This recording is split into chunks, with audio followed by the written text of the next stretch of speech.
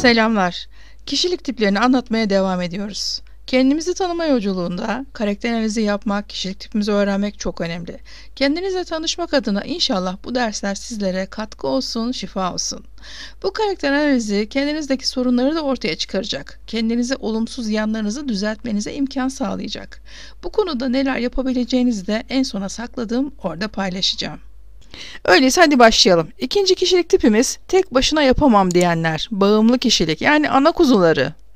Güçsüz ve aciz olursam destek alırım inancı olan kişiler bunlar. Kendilerini zayıf ve aciz hissediyorlar ve mutlaka yardıma, desteğe ihtiyaç duyuyorlar. Her kişilik tipinde bu halleri en yoğun, en az yaşayan kişiler olur. Sizde bu durumların hepsi illa yoktur belki ama bazı belirtiler fark ederseniz kendinizi de onları da düzeltmek için gayret gösterin. Kendinizde düzelteceğiniz her bir olumsuz özellik size yepyeni kapılar açılmasını inşallah sağlayacak. Ayrıca o olumsuz yanınızın, huyunuzun ilerlemesine de engel olacaksınız.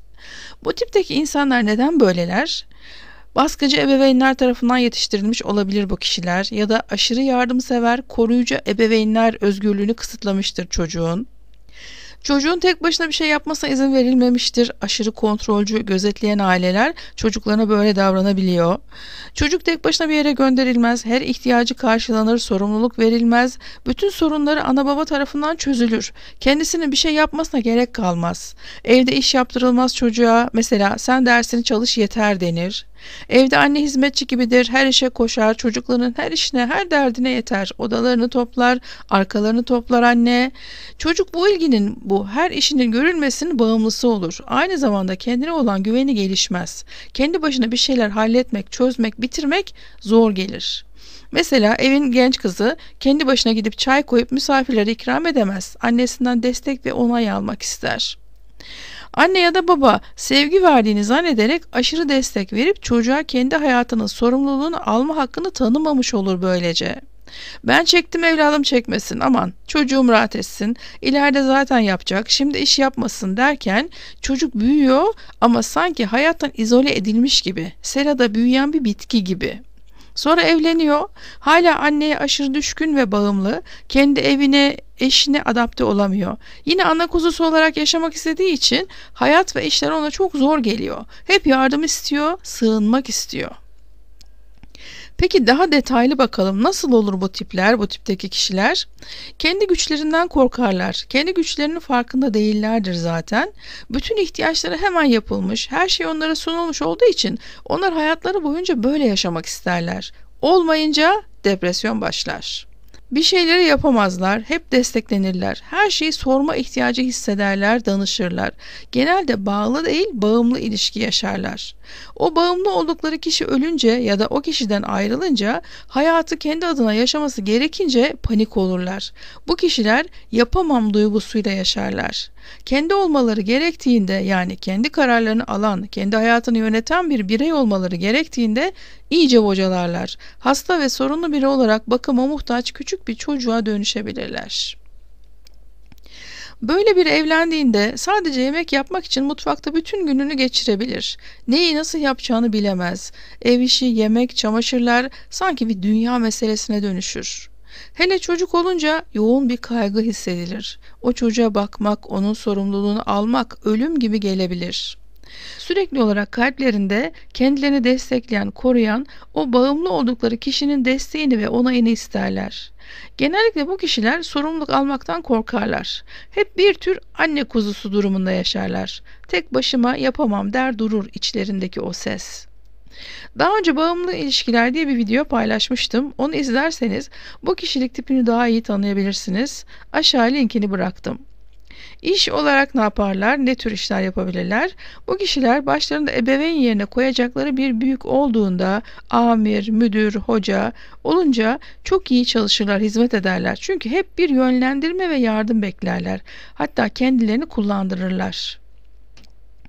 Yine de basit, risk içermeyen işler, görevler yaparlar. Kendi başlarına kararlar alacakları mevkiler onlara çok iyi gelmez, onları yorar. Amirlerine, baştaki kişiye büyük bir bağlılık gösterirler. Onlara yaranmak ve onaylanmak için çok çalışmaları gerekebilir. Yaparlar. Onların her dediklerini yapmaları, kendi hayatlarını hiçe saymaları bile mümkündür. Karar vermekte zorlanırlar, kendi başlarına karar alamazlar. Başkalarının onun adına karar vermesini isterler. Babaları anneleri onayladı diye evlilik yapabilirler.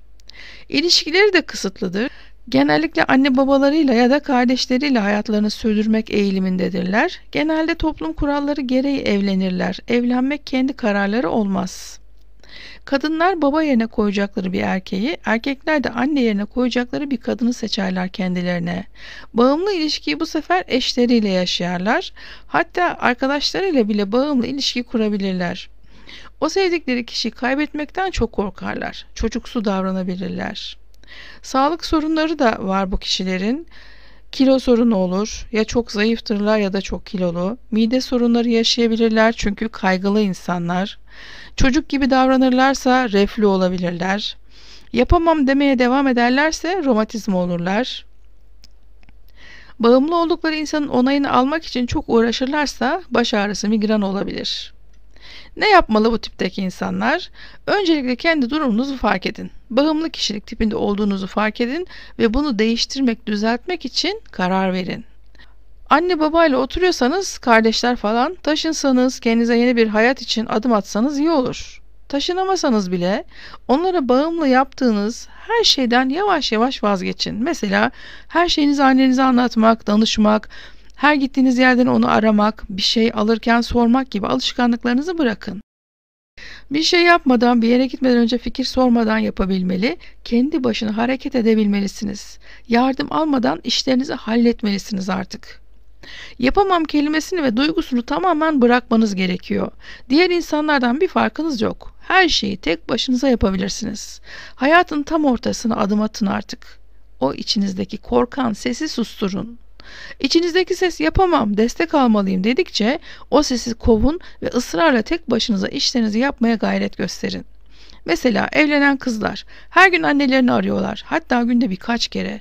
Her şeylerini anlatmak istiyorlar, akıl danışıyorlar, bir şeyleri sormadan yapamıyorlar ve bunu normal, doğru bir şey sanıyorlar.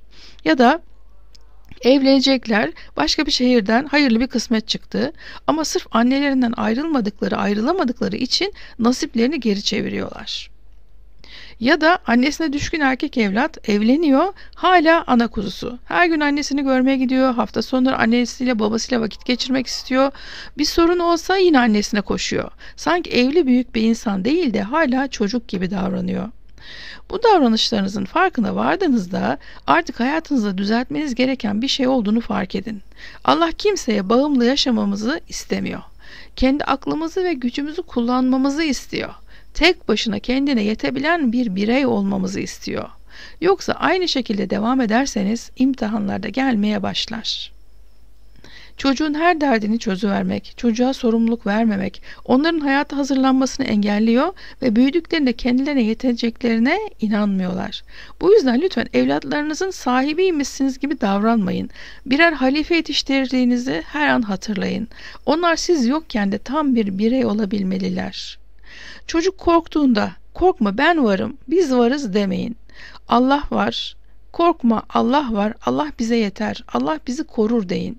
Çocuk sizin varlığınızla değil, Rabbinin varlığıyla hayat bulsun, güvensin.